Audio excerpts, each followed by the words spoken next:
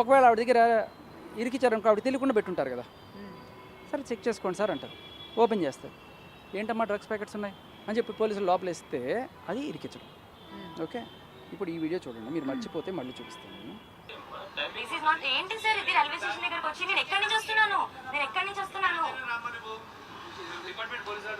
Sir, మీకు right లేదు police అయినా సరే. సార్ ప్లీజ్ ఒక నాకు హెల్ప్ చేయండి sir please. I'm not coming, no I'm not coming Sir, I am not coming anywhere. I am not coming anywhere. Madam, please, I am not coming anywhere. నా parents మా ఇంట్లో వాళ్ళు వచ్చాక రాను, మా ఇంట్లో వాళ్ళని రానివ్వండి. ఏంటి రాను నేను. మేడం ప్లీజ్ ఒక నిమిషం ఆగండి, ప్లీజ్ ఒక నిమిషం ఆగండి. మా ఇంట్లో వాళ్ళు రావాలి మీరు మా ఇంట్లో వాళ్ళు రావాలి. మీరు ఎందుకు ఇట్లా? ఎక్స్క్యూజ్ మీ ప్లీజ్ ఒక నిమిషం ఆగండి, నాకు పెట్టండి. ఒక నిమిషం ఆగండి, మీరు అసలు ఎవరో నాకు తెలీదు. వద్దు, నాకు రాను నేను, వద్దు నాకు. సార్ ఎందుకు అరుస్తున్నారు? ఆడపిల్ల కాబట్టి ఆ మాత్రం మగవాళ్ళు అయితే 4 పీకి తీసుకెళ్ళేవాడు. మీరు అనుకున్న ఆడపిల్ల అంటున్నారు చూసారా, అక్కడ ఆడపిల్లకి ఇచ్చిన గౌరవం అది. అండ్ ఆవిడ నిజంగా రెడ్ హ్యాండెడ్గా దొరికిందా లేకపోతే ఎవరైనా పట్టించారా కదా? సో మళ్ళీ ఆవిడని ప్రత్యేకంగా పట్టించాలి. మీ మస్తాన్ కాన్వర్జేషన్ కూడా గమనించండి. వాళ్ళు గత కొన్నాళ్ళుగా కూర్చున్నారు. మేబీ ఆ విలేకరు ఎవరైనా దొరికిపోతారనే ఏమన్నా భయంగా ఉందేమో, ఎవరికి నాకు తెలీదు. బట్ పట్టిస్తే వాట్ ఎవర్. సో వాళ్ళు అందరూ కూర్చొని అక్కడ డ్రగ్స్ చేస్తున్నారు అని మస్తాన్ సార్ చెప్పాడు. ఈసారి చేస్తున్నప్పుడు చెప్పు, మనం పోలీసులకు పట్టిద్దాం అన్నా. నా జేబులో ఏమైనా పోలీసులు ఉంటారా? వాడు ఇన్ఫర్మేషన్ ఇస్తే నేను తీసుకుందామని చెప్పి అన్నాను. సో అది లేదు భయ్యా, నేను వెళ్తాను, నేను చూసుకుంటాను, నాకు దాన్ని ఏమంటారు ఎంట్రీ ఇప్పించండి. సర్లే చూద్దాంలే అన్నాం. ఏదైనా ఇస్తాండి అది. సో ఫైనల్గా అతను యాక్చువల్గా వెళ్ళి డైరెక్ట్గా ఏం పట్టుబడలేదట. వెళ్ళి 2 రోజులు ఏదో ఉన్నట్ట నాకు వాళ్ళ సైడ్ వాళ్ళు చెప్తున్నారు. సరే, వాళ్ళ వర్షన్ వాళ్ళకుంటాయి. అండ్ ఇంకోటి ఏంటంటే మస్తాన్ సాయి నేనేదో దేవుడు వాడు ఇంకోటో ఏదని, వీళ్ళందరూ కూడా ఏంటంటే లావణ్య ఇప్పుడు మస్తాన్ సాయికి అగ్నెస్ట్గా అయితే ఎలా అయితే ఎవిడెన్స్లు ఏవో ఉన్నాయని చెప్పిస్తుందో, అలాగే మస్తాన్ సాయి కూడా లావణ్యకి అగ్నెస్ట్గా ఎవిడెన్స్లు ఇస్తారు. ఓకే, అలాగే ప్రభాకర్ రెడ్డి అనురాధ ప్రభాకర్ రెడ్డికి. అండ్ సరే, చింటూ విషయంలో జరగదు, ఎందుకంటే వాళ్ళ ఆవిడే కాబట్టి వాళ్ళిద్దరు. సో ఈ 3 పేర్స్ ఇలా, ఇంకా 6 పేర్లు ఉన్నాయి. మీకు ఓపిక ఉంటే రీసెర్చ్ చేయగలిగితే చేయండి. సో ప్రస్తుతానికైతే వీళ్ళు కొట్టుకుంటూ వాళ్ళ మీద ఒకళ్ళు కేసు పెట్టుకుంటున్నారు. ఒకళ్ళు కేసు పెట్టుకున్నప్పుడు ఏమవుతుంది, తప్పించుకోవడానికి నేను చాలా పతివ్రతనండి, వీడే నాకు అలవాటు చేశాడండి అని చెప్పి అనుకుంటారు. కానీ ఈవిడే డ్రగ్స్ ఇస్తున్నట్టుగా కూడా సాక్ష్యాలు ఉన్నాయి. ఈవిడ ప్రీతికి డ్రగ్స్ ఇచ్చింది అన్న విషయం మీకు తెలుసు కదా. అది కేసు పెట్టింది. కేసు పోలీసులు కూడా తీసుకోవాలి. అమ్మాయిలు పెడితే టక్కుమని తీసుకుంటారు, లావణ్య వెళ్తే టక్కుమని తీసుకుంటారు. మరి అమ్మాయి పెడితే ఎందుకు తీసుకోవాలా? ఎస్, అదిగో ఆవిడ తీసి మరీ చూపిస్తాను డ్రగ్ ప్యాకెట్, ఆ చేతిలో సిగరెట్, అది ఉంది, అదిగో సాక్ష్యం. అది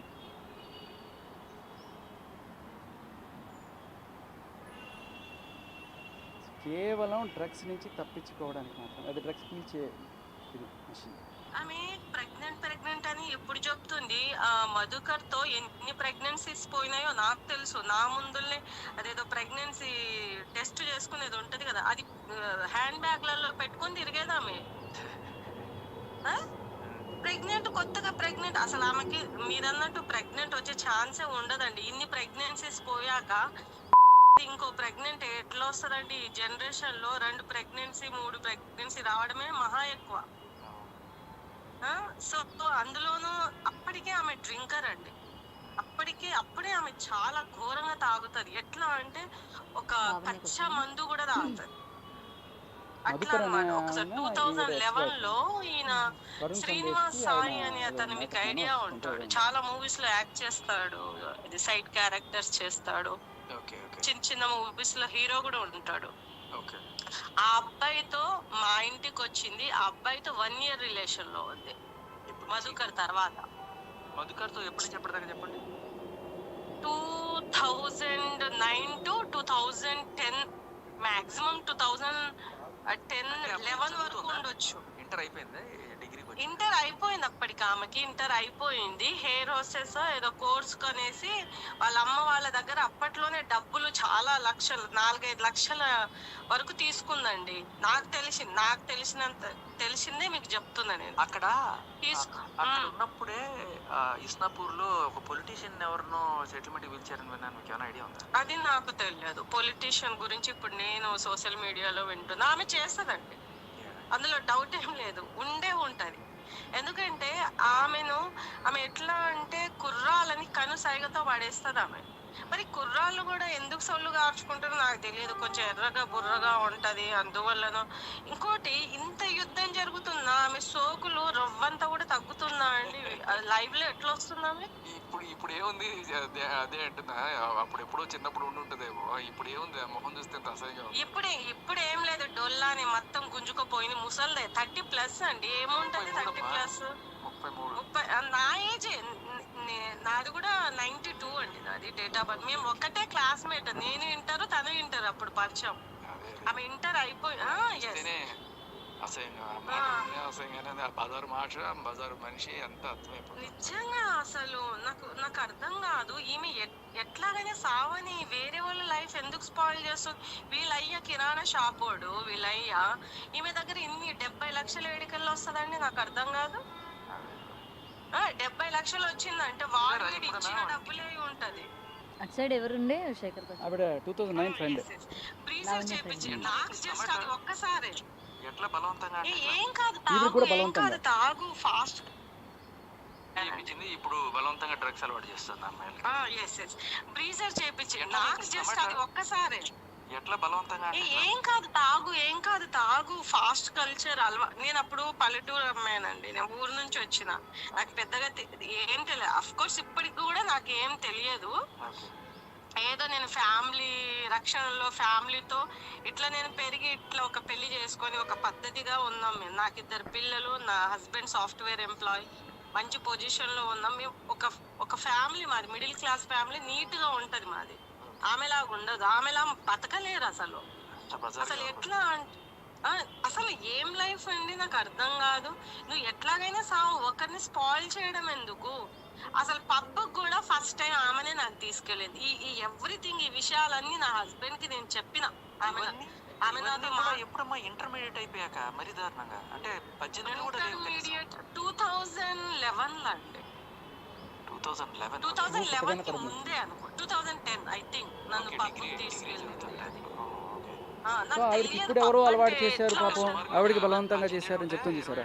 18 ఏళ్ళు ఈవిడే బలవంతంగా అమ్మాయికి అలవాటు చేస్తారు. ఇలా చెప్పిన అమ్మాయిల రికార్డు మీరు పెట్టండి, మైకి నేను వినిపిస్తూనే ఉంటా. ఎన్ని ఉన్నాయి కాల్ రికార్డ్స్ నాకు వచ్చింది. సుధాకర్ని వదిలేసింది. ఎందుకు వదిలేసింది? రీజన్ ఏంటి తెలుసా? వాడు అన్ఎడ్యుకేటెడ్. మధుకర్ని ఎందుకు వదిలేసింది? అన్ఎడ్యుకేటెడ్ అట. సో మధుకర్తో చాలా సార్లు అంట. నాకు మధునే చెప్పాడు. మధు ఎట్లా చెప్పాడంటే అది హీరోలు అందరు అన్న టైప్ లో కూడా చెప్పిండు మధు. అసలు ఇప్పుడు మధు ఎందుకు బయటకు వస్తలేడు? నాకు ఒకటి అర్థం కాదు. ఈ పిల్ల ఇంత చేస్తుంది, ఒకరిని అన్యాయంగా ఇంత ఘోరంగా చేస్తుంది. మరి మధు చెప్పొచ్చు కదా, మగాడే కదా. సరే భార్యకు చెప్పుకొని ఉండొచ్చు ఎక్స్ అని. అయితే ఎవరి లైఫ్ లో మీరు వినాలే కానీ ఓపిక పాప మీరు అంత. ఇంకా అన్ని కాల్స్ ఉన్నాయి నా దగ్గర వినిపించడానికి. ఇంకొక అమ్మాయి నెదర్లాండ్ నుంచి, ఆ అమ్మాయి నాకు ఇట్లాగే అలవాటు చేస్తున్నా. ఏది అబద్ధం లేదు, నా బిడ్డ మీద ఒట్టేసి చెప్తున్నాను నేను మొన్న కొడుకు పుట్టాడు. పిల్లల మీద ఎందుకులేండి? లేదు నేను చెప్తున్నాను మీకు, ఉన్నాయి కదా ప్రూఫ్స్ ఉన్నాయి కదా, వాళ్ళే చెప్తున్నారు. అది అంటే ఇప్పుడు ఈవిడలాగా వాళ్ళని వీళ్ళని పెట్టి మాట్లాడిచ్చి చేయాల్సిన కర్మ లేదు నాకు. లిటరల్లీ పాపం వాళ్ళు ఫోన్ చేసి చెప్తుంటే అమ్మాయిని నాకు రగిలిపోయింది. ఆ ప్రీతి అనే అమ్మాయికి సంబంధించి అప్పుడు ప్రూఫ్ లేక ఎఫ్ఐఆర్ చేయరన్నారు వాళ్ళు. యాక్చువల్ పోలీసులు కనిపెట్టాలి కదా, మనం కనిపెట్టి చూపిస్తున్నాం. ప్రీతి లావణ్య, ప్రీతికి అలవాటు చేస్తుంది. ఇంతకుమించి సాక్షి కావాలా?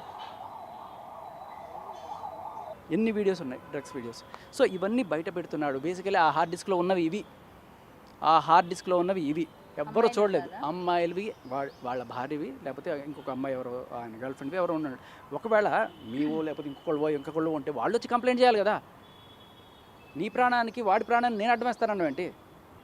నీ ప్రాణానికి నేను నా ప్రాణం అడ్డం వేస్తానలే, నీ ప్రాణానికి వాడి ప్రాణాన్ని అడ్డం వేస్తానంటే వాళ్ళకి ఎవరికైనా ప్రాబ్లం అయితే వాళ్ళు వచ్చి కంప్లైంట్ చేస్తారు. వాళ్ళు వచ్చి కంప్లైంట్ చేశారు, కానీ ఎవరి మీద చేశారు? నీ మీద చేశారు. లావణ్య మీద మీరు చూసుకోండి. ఇప్పుడు తీయగలిగితే మీరు వెళ్ళి నార్సింగ్ పిఎస్లో ఆస్ట్రేలియన్ సిటిజన్ ఒక అమ్మాయి వచ్చి లావణ్య మీద ఎఫ్ఐఆర్ పెట్టిందా లేదా? నా బాయ్ ఫ్రెండ్ వీడు మస్తాన్ సాయి, వాడిది నాది ప్రైవేట్ వీడియోస్ తీసుకొని మమ్మల్ని బ్లాక్మెయిల్ చేస్తుంది అని చెప్పి 2023లో, అలాగే 2024లో ఇంకో ఎఫ్ఐఆర్ ఉంది. మీరు తీయండి. ఎవరిని బ్లాక్మెయిల్ చేస్తున్నా అర్థమవుతుంది. మాట చెప్పడం వేరు, పులోమని వేసేయడం వేరు. మీరు చెక్ చేసుకొని వేయండి. ఎవ్వరూ చూడలేదు. పాపం ఆ అమ్మాయి మళ్ళీ ఆ అమ్మాయిని బదనాం చేస్తూనే ఉన్నారు. ఆ అమ్మాయిని పేరుకి ఇక్కడ మీకు లావణ్య మాత్రం అమ్మాయిని